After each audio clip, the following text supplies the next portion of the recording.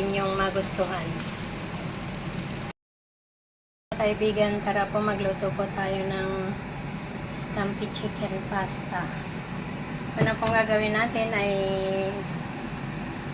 iprituin po natin yung manok. Yung manok po ay nilagyan ko na ng harina, asin at harina po yan. Meron siyang black pepper.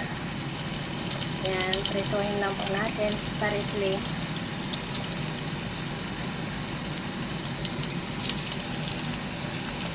Kaya po mag-video mga kaibigan dahil nag-iisa po yung wala po akong video kaya ganyan po yung kalabasan. Prituhin po natin. Habang piniprito po natin ay i-prepara na po natin yung ating, ito po ay bawang, ito po ay luya, luya. Yung balat po ng ng lemon at ayan po yung lemon na piniga. Ayan po yung kanyang ingredients. Dito po yung kanyang pasta, yung spaghetti pasta. Ayan, luto na po yan. Habang prepara ko kanina yung mga gagamitin ko ay niluto ko na po siya. At ayan, isa-isahin po natin babalik pa rin yung ating manok para po siya ay ito po yung pisto, yung laman ng pisto ng manok. Ayan.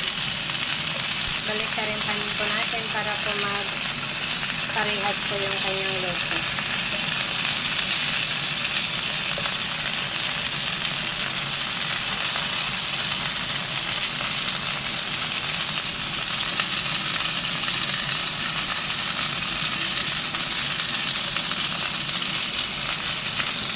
Malapit na po maluto. At tulad po ng dati sabi ko, para mas lalong bumango yung ating niluluto, ay paapuyin natin yung loob ng ating kawali. Ayan, luto na po siya. At ang gagawin po natin dito ay isi-set aside po natin siya. Ayan, na-set aside na po natin. Ngayon na naman po yung tanggalan nating kawali ay maglalagay po tayo ng butter. Ayan na po yung butter at ilalagay na po natin yung ating bawang. Ayan, halo-haloin natin. Hanggang siya po ay maluto. At isusunod po natin yung ating gagamit po tayo dito ng white wine. Ayan po, isusunod natin dyan.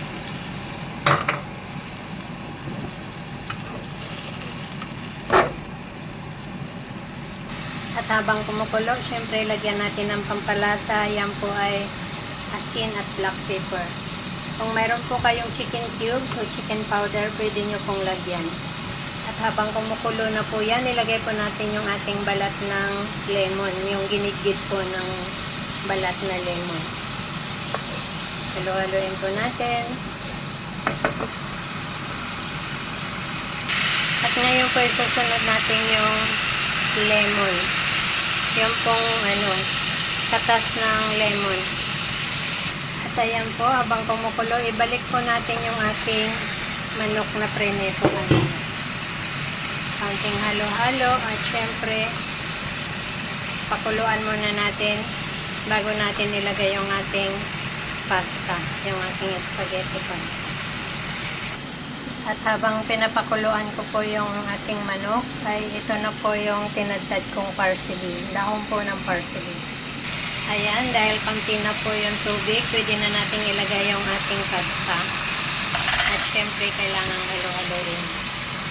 At pag nahalo-halo na po natin, isunod na po natin yung ating dahon ng parsley. Tapos, halo-haloin po ulit. Ayan na po mga kaibigan, ready to serve na po yung ating chicken scampi pasta. Lagyan na lang po natin ng parmesan sa top kung isi-serve natin para po mas lalong sumarap. Thank you for watching. Sana po inyong masubukan at inyong magustuhan.